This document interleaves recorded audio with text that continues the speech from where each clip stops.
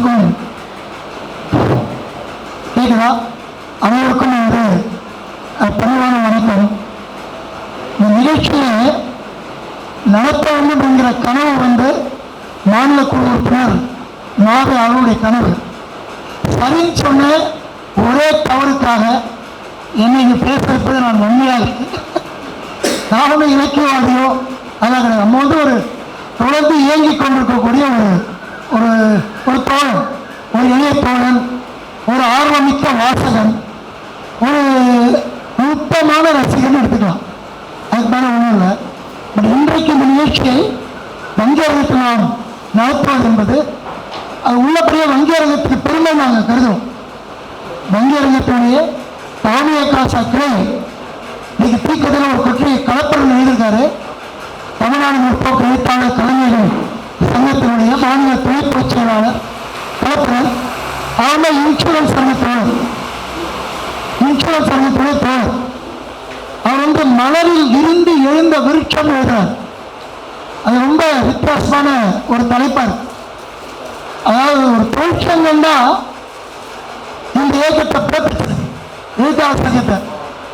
நம்முடைய தலைவர்கள் முன்னோர்கள் விலைக்கு சொல்லுவாங்க, மோட்டார் தொழிற்சாலை ஊழியருடைய தொழிற்சங்கத்தில் தான் ஒரு இலக்கிய சங்கத்தில் விதை ஊன்றப்பட்டது. விவசாய சங்கம் அல்லது சுதந்திர போராட்டத்துடைய தொடர்ச்சி என்று வர்ணிக்கக்கூடிய படைவரிசையில் வந்த தோழர் சங்கரையா அவர்தான் அதனுடைய ஆதார புள்ளியா இருந்திருக்கார். அவரும் நம்முடைய மதிப்புமிக்க தலைவர் இந்த தாமியசாருடைய முன்னோடி தோழர் கேஎம் என்று நாம் அன்போடு அழைக்கும் முக்கியாவும் தான் அதனுடைய துவக்கத்தை செய்து வைக்கிறார்கள். 1974 75 இந்த சங்கம் பிறந்திருக்கிறது.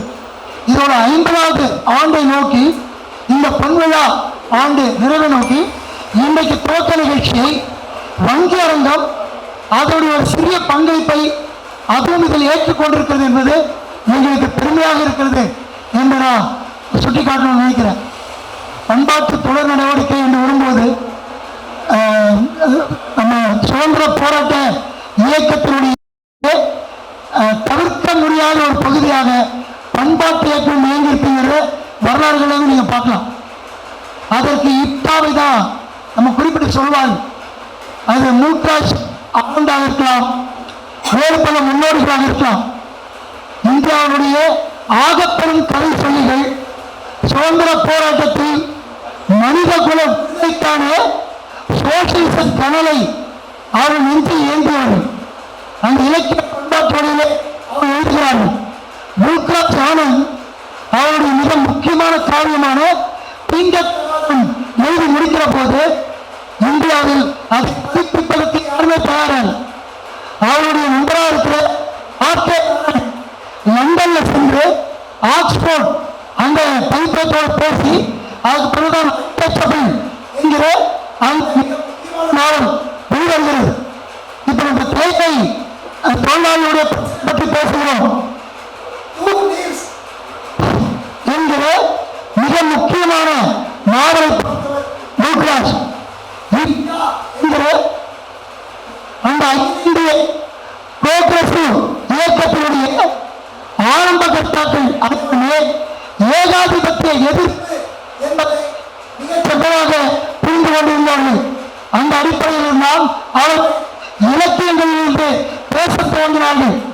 மக்களுக்காக மக்கள் மொழியில் பேச துவங்கினார்கள். அது அதிகார வர்க்கத்தை உழுத்துகிற ஒரு நாடகம் என்றால் நமக்கு காசியாபாத்தில் 2 நாள் வேலை நிறுத்தம். அந்த தொழிலுடைய வேலை நிறுத்தத்துக்கு ஆதரவாகத்தான் உரத்த பேசு நாடகத்தை படைத்தார் நம்முடைய சத்யராஜ்மி. குண்டர்களால் அந்த களத்திலேயே அவர் வீழ்த்தப்பட்டார். நாடக கலை என்பது யாருக்காக என்கிற கேள்விக்கு இந்த மண்ணில் ஒடுக்கப்பட்ட மக்களுக்காக, சுரண்டப்படக்கூடிய மக்களுக்காக, உழைப்பாளிகளுக்காக, மக்களுக்காகத்தான் கலை என்பதை பேசுவதற்காக நாடகத்தில் அவர் வந்தார், கவிதையில் வந்தார்கள், காரியத்தில் வந்தார்கள், நாடகத்தில் வந்தார்கள். இந்த பண்பாட்டு கூட்டு தொடர் வண்டியில் எவ்வளவோ விஷயங்கள் நிகழ்ந்திருக்கின்றன. மக்கள் எழுத்தாளர் சங்கம் என்பது மிக சென்னையில் இருந்தது. அன்பு தோழர் அவர் உங்களோட இணைத்திருந்தார் இல்லையா? அவரை கந்தர்களுக்காக ஒரு சிறப்பு நிகழ்ச்சி 2 ஆண்டுகளுக்கு முன்பு மயிலாப்பூரில் நடந்தது. இந்த பாரதிய வித்யாபவன் அரங்கில் மிக அற்புதமான ஒரு சிகரம் செந்திலாவை நிலைத்தினார். யாரையெல்லாம் அவர் கேள்விக்குட்படுத்தினார்கள் என்றால் அகிலனை கூண்டி ஏற்றினார்கள். அகிலன் ஒரு நாளை எழுதினார். அதில் விமர்சனம் யாரும் செய்யக்கூடாது என்று சொன்னார். கந்தர்வன் பல்வேறு கேள்வி எழுப்புற போது என் புத்தகத்தை படிச்சா என்று கேட்டார். கந்தர்வன் 10 எண்ணியும் சொல்லி புறக்கெடுத்தார். அந்த கூட்டத்தில் அவரால் உட்கார முடியவில்லை. ஜெயகாந்தன் மக்கள் எழுத்தாளர் தான். ஆனால் அவரோட கூட்டத்தில் நம்முடைய தோழர்கள் கேள்விக்கண் எழுப்பிய போது அவர் வெளிநடப்பு செய்தார் என்று நான் நினைக்கிறேன்.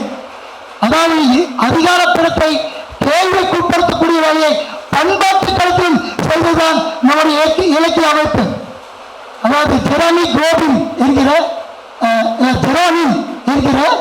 தென்னாப்பிரிக்க கம்யூனிஸ்ட் அவரிடம் ஒருவர் கேட்கிறார்கள், ஜனநாயகம் என்றால் என்ன என்று.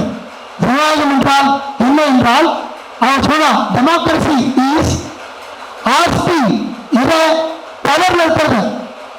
டெமோக்ரஸி என்பது அதிகாரத்தில் உள்ளவர்களை கேள்வி கேட்பது. எதற்கு? அதிகாரத்தில் உள்ளவர்களை கேள்வி கேட்பது எதற்கு என்றால், கேள்வி யாரை நோக்கி எழுப்புகிறோம்? அதிகாரத்தில் இருப்பவர்கள். அவர்கள் உண்மையின் பக்கம் இருக்கிறார்களா? இல்லை. டெமோக்ரஸி என்ன மாயத்தை செய்கிறது என்றால், democracy is to question those with the power. எதற்காக என்றால், to make the power truthful. அதிகாரத்தை உண்மைத்துவமாக்குவதற்கு and make truth powerful. உண்மையை அதிகாரப்பட்டதாகவும் சக்தி மிக்கதாகவும், அதே நேரத்தில் அதிகாரத்தில் இருப்பவர்கள் உண்மை பக்கம் இருக்க வேண்டும் என்பதைத்தான் ஜனநாயகம் என்று சொல்கிறோம். அந்த ஜனநாயகத்தை பண்பாட்டு வழியிலும் நிகழ்த்தியவர்கள் நாம். உங்களுக்கு தெரியும், உங்களுக்கு ஒரு கார்ட்டூன் ஒருத்தர் போட்டார், பாவம் படுதலம் சுகுமாரன் என்பவர் ஒரு கார்ட்டூன் போட்டார் ஆனந்தவுடன் நட்டல. என்ன அப்படின்னா, ஒரு பொதுக்கூட்டம் நடக்குது, 2 பேர் உட்கார்ந்து இருக்கிறாங்க மேடையில. ஒருத்தர் கீழே கேட்கிறான், ஏன்னா இதுல யாருன்னு எம்எல்ஏ, இதுல யாருன்னு மந்திரின்னு கேட்கிறான். படுதலம் சுகுமாரன் போட்ட கார்ட்டூன் ஆனந்தவுடன் நட்டல வந்தது. அவன் கீழே இருக்கிற பக்கத்தில் இருக்கிற பதில் சொல்றான், அங்க ஜேப்படி தூட மாதிரி இதான் பாரு, அவன் எம்எல்ஏ. முகமூடி தூட மாதிரி இதான் பாரு, அவன் தான் மந்திரி. இது ஆனந்தவுடன் அட்டைப்படுத்தின கார்ட்டூன். எனக்கு வானலாவில் அதிகாரம் இருக்கிறது என்கிற பேச்சு பாண்டியன் இரவோடு இரவாக கைது செய்து சிறையில் அடைத்தார். யார? ஆனந்தவுடன் பத்திரிகையுடைய உரிமையாளரான பாலசுப்ரமணியத்தை உள்ள வைத்தார். தீபம் பார்த்த சாரதி நம்முடைய மேடையில் இருந்து கொண்டு சொன்னார். என்ன சொன்னார் தெரியுமா? இங்க பூந்தமல்லி பக்கத்துல ஒரு பண்ணை வீட்டுல வெத்தலைய தொடையில தடவிக்கிட்டு சுண்ணாம்பு தடவிட்டு இருந்த பாலசுப்ரமணியத்தை இன்னைக்கு வாஷிங்டன் டைம்ஸுடைய அட்டைப்படத்தில் கொண்டு போய் போட்டது எம்ஜிஆர் பண்ண வேலை அப்படின்னு அவர் சொன்னார். அதுக்கப்புறம் ஒரு கோர்ட்டுக்கு சென்றார். அவருக்கு தீர்ப்பு வந்தது, நஷ்டம் கொடுக்கப்பட்டது. பாலசுப்ரமணியம் அவர்கள் இறந்த போது நான் அவர் இல்லத்துக்கு மரியாதை செலுத்துவதற்காக சென்றேன்.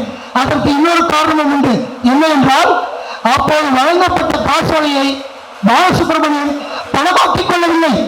அந்த செக்கை கொண்டு போய் அதை ஒரு ஃப்ரேம் போட்டார்.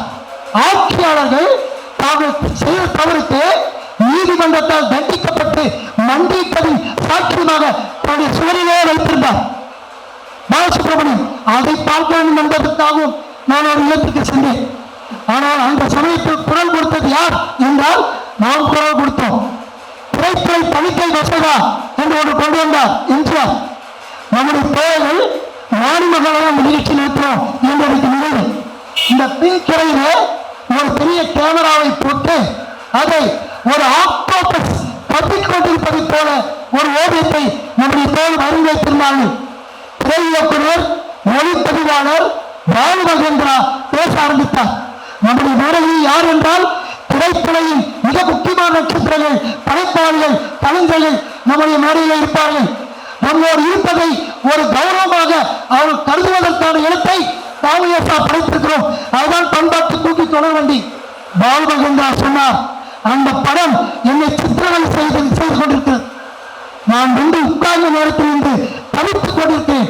என் கேமராவை ஒரு ஆக்டோபஸ் கழுவ முடியுமா? என்னுடைய கருத்துரிமையை ஒரு பூச்சி கழுவ முடியுமா? ஏதோ ஒன்று அதை கட்டுப்படுத்த முடியுமா? அது எப்போது உதவுவது என்று நான் துடித்துக் கொண்டிருக்கிறேன் என்று பாலுமை பேசுகிறார். அவர் மிக முக்கியமான விஷயம். எந்த விஷயமாக இருந்தாலும் கருத்து சுதந்திரத்துக்கான குரலை நாம் பிரிவிலே முழங்கினோம். பண்டை தமிழ் இலக்கியங்களை பற்றிய மறுவாசிப்பாக இருக்கலாம், எப்படி வேணுமானா இருக்கலாம். மதி சுப்பராவ், நான் ஒரு வரியில் அந்த கதையை சொல்றேன். கர்ணனுடைய கதையை மறுவாசிப்பு செய்தார் நம்முடைய புகழ்பெற்ற எழுத்தாளர் சுப்பராவ். அவர் என்ன எழுதினார் என்றால், மகாபாரத யுத்தம், அதிலே அர்ஜுனனா கர்ணனா என்று சோதித்து பார்க்க வேண்டும் என்று நினைக்கிறார்கள். கர்ணனுடைய வீரத்தை பார்த்து பயந்த துரோணர் சரியாக அர்ஜுனோடு அவன் மோதுகிற போது 6 மணி ஆகிவிட்டது, இது சாயங்கால பொழுது, இனிமேல் போட்டி கிடையாது என்று நீக்கி விடுகிறார். ஏனென்றால் தன்னுடைய சீரனிடம், சீரன் பரிசீலன், ஒரு ஊர் பேர் தெரியாதவன், அனாதை, போராட்டி கர்ணனிடம் தோற்றுவிடக் கூடாது என்று. ஆனால் அந்த கதையை சுப்பாராவ் அங்கிருந்து நிர்வாசித்து செய்கிறார். துரோணர் அன்று தூங்கவில்லை, அவருக்கு தூக்கம் வரவில்லை. யாவத்த கர்ணன் எப்படி எழுகிறான் அன்புகளை, அவன் புத்தத்துக்கு எப்படி அப்படி ஒரு பலம் வந்தது, அவனுடைய குருநாதர் யார் என்கிற கேள்வி வருகிறது. புதிய தாழ்வாளர் எழுந்து கொள்கிறார். அந்த ஊரில் அஸ்திராபுரத்தில் கர்ணன் எந்த துறையில் போய் காலையில் அவர் பிள்ளல் செய்வான், தன்னுடைய காலை கடன்களை நிறைவேற்றுவான் என்று அங்கே போய் காத்திருக்கிறார். கர்ணன் வருகிறான், சுப்பாராவ் எழுதுகிறார். கர்ணன் குனிந்து முகத்தை தண்ணீரில் பார்க்கிறான். அந்த நேரத்தில் கூட நிலவின் வெளிச்சத்தில் வேறொரு முகம் தெரிகிறது பக்கத்தில், அது துரோணரின் முகம். அவர் அந்த நீரை எடுத்து அவர் காலில் வார்க்கிறான். அவரை நமஸ்கரிக்கிறான். தனது மரியாதை அவருக்கு தெரிவிக்கிறான். ஐயா, நான் என்ன தவம் செய்தேன், இன்று காலை வந்து நீங்கள் என்னை ஆசீர்வதிப்பதற்கு என்று. துரோணர் கேட்கிறார், கர்ணா, உன் திறமை நான் மெச்சுகிறேன். உன்னுடைய குருநாதர் யார், அதை தெரிந்து கொள்ளத்தான் நான் நேற்று இரவிலிருந்து துடித்துக் கொண்டிருக்கிறேன் என்று சொல்லுகிறார். அப்போது கர்ணன் கூறுகிறார், என் குருநாதரின் பெயர் எனக்கு நினைவில், ஆனால் அவரை பற்றி அந்த லட்சணம் ஒன்று எனக்கு நினைவிருக்கிறது, அவருக்கு கட்டை விரல் கிடையாது என்கிறார். சுப்பாராவ் அப்படி அந்த கதையை கொண்டு வந்தார். எந்த ஏகலைவனுடைய கட்டை விரலை துரோணர் பறித்தாரோ அந்த ஏகலைவன் தான் என் குருநாதர் என்று தமிழை சொல்ல வைத்த கதையை எழுதியவர் காவியசாமியே ஒரு படைப்பாளர். இதுதான் கழக குரல். இப்படியான விஷயங்கள் காலகாலமாக சொல்லக்கூடிய விஷயங்களை வேறு ஒரு பாதையில், சரியான மனித வளர்ச்சி போக்கின் பாதையில், இயற்பியல் வரிசையில், மார்க்சிய நோக்கில், பண்பாட்டு தளத்தில் தமிழ்நாடு முற்போக்கு எழுத்தாளர் சங்கம், பிறகு மாற்றப்பட்ட பெயரோடு தமிழ்நாடு முற்போக்கு எழுத்தாளர் கலைஞர் சங்கம் நாம் மாற்றிக் கொண்டிருக்கிறோம். சிகரமாக இங்கே உட்கார்ந்து இருக்கிறார். நான் சொல்லிக் கொண்டிருந்தேன், அவர் ஒரு முன்பாக நீங்கள் பேசிய எல்லா விஷயங்களும் எனக்கு நினைவு இருக்கிறது என்று. திரைப்படங்களை பற்றி ஒரு கூட்டத்தில் அவர் பேசினார். அது 1980களில் நான் பார்த்துக் கொண்டிருக்கிறேன். யார் இவர், நாம் பார்த்த படங்கள் எல்லாம் வேறு மாதிரி போயிட்டு போடுகிறார் என்று பாகப்பிரிவினை பற்றி பேசுகிறார். பாகப்பிரிவினை படத்துடைய டைட்டில் போய் பார்க்கிறீங்க, நேம் ஒரு ஸ்கிரீன்ல வரும், அப்படியே 2ஆம் பிரியும். அந்த ஒற்றுமையாய் வாழ்வதாலே பார்த்து வரும்போது க்ளோஸ் அப்ல கேமரால செங்கலை 2ஆம் உடைப்பான் ஒரு தொழிலாளி, எல்லாம் 2ஆம் பிரியும். சிகரம் சொன்னார், பாகப்பிரிவினை வந்த காலம் என்பது கூட்டு குடும்பங்களில் காலம் மாறி நவீன போக்குகளில் இப்போது மாறிக்கொண்டிருக்கக்கூடிய உலக சூழலில் கலை குடுத்தல்கள் வந்து கொள்ளக்கூடிய காலம். அதை பேச வேண்டிய இடத்தில் பழமையை கொண்டாடுவதற்கு தான் பாகப்பிரிவினை வந்தது என்று ஒரு வெளிச்சத்தை அவனுக்கு நான் பெற்றுக்கொண்டேன். எத்தனை கதைகள் அவர் கதாநாயகனை பற்றி பேசுவார். எம்ஜிஆரை பற்றி ஒரு நிகழ்வு கூட்டத்தில் பேசினார்.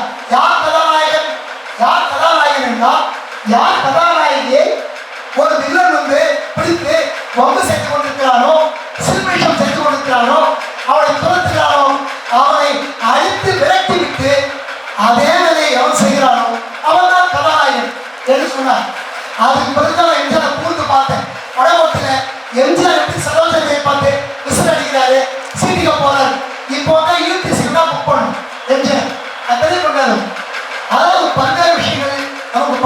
போது எது என்ன, தமிழின் இனம் என்ன, மொழியின் பயன்பாடு என்ன, அவரின் செயல்பாடு என்ன, மனிதனை ஒன்றிணைப்பதில் வர்க்க ரீதியாக போகிற போது அவற்றின் இலக்கியத்தின் ஏற்றுத்தன்மை என்ன, அது இசையாக இருக்கலாம், பாடலாக இருக்கலாம். அது மிக முக்கியமான ஒன்று. ஒரு திருச்சி நடந்த மாநாட்டின் போது கந்தவன் தான் விடிய உட்கார்ந்து கண்டுபிடித்தார் வையம்பட்டி முத்துச்சாமி. வையம்பட்டி முத்துச்சாமி இதெல்லாம் பாடிக்கொண்டிருந்தார். கருப்பு பொண்ணா கருப்பு, அந்த கதையை கேட்டா சிரிப்பு. ஏதோ எழுதினார். எப்பேற்பட்ட விஷயமாக இருக்கிறது. பொண்ணு பிறக்குமா, ஆணும் பிறக்குமா, 10 மாசமா போராட்டம். இது பொண்ணா பிறந்தா கொண்டு முடிவேன்னு, புருஷன் பண்ணுனா ஆர்ப்பாட்டம் என்று எழுதினார் வையம்பட்டி முத்துச்சாமி. ஏராளமான புதிய சிந்தனைகளை எழுதி கொண்டே இருந்தார். நவகவி பல்வேறு விஷயங்களை அவர் சபையில் போட்டு உழைத்தார். கலெக்டர் வராது, கார் ஏறி தாறு நோக்கில, கலெக்டர் வராது, ஜமாபதி கூட்டவங்க மயில் கணக்கில, ஜனத்தம்பாரு மகஜனோட நீட்ட கியூன்னு எழுதினார். அவங்க கொண்ட கூத்துற மகஜனை திருப்பி வெளியில வந்து போட்டா வாங்கி சாப்பிட்டா. இவன் கொடுத்த மனுவை வெளியில போட்டாக்காரன் வச்சு கொடுப்பான். இவன் உள்ள போய் கொடுத்த மனுவை அவன் எழுதிப்பாரு. போட்டா செட்டும் காகிதமா கையில பாரு. அவர் போட்ட மனு திரும்பி வந்தது போட்ட கையோடு. மனு கொடுத்தால் திருந்தாது நம்ம சர்க்காரு. நீ குரல் கொடுத்து படை நடத்து, மாறிப்போனாது முடிச்சிருப்பார். இப்படியாக கவிதைகளில், நாடகத்தில், இசையில், பாடலில் மாற்றங்களை, புதிய பரிமாற்றங்களை, கனமான விஷயங்களை, மக்களின் ஒரு வாழ்வின் பாடலிலிருந்து அவர்களின் விடுதலைக்கான திசையை, சமூக மாற்றத்தை தாகமாக கொண்டு தமிழ்நாடு முற்போக்கு எழுத்தாளர் கலைஞர் சங்கம் சிறப்பான பணியை ஆற்றிக் கொண்டிருக்கும் இந்த பொன்விழா மேலும் நாம் நடக்க வேண்டிய தூரத்தை காட்டுகிறது. அன்பின் வணக்கம், வாழ்த்துக்கள் எல்லோரும்.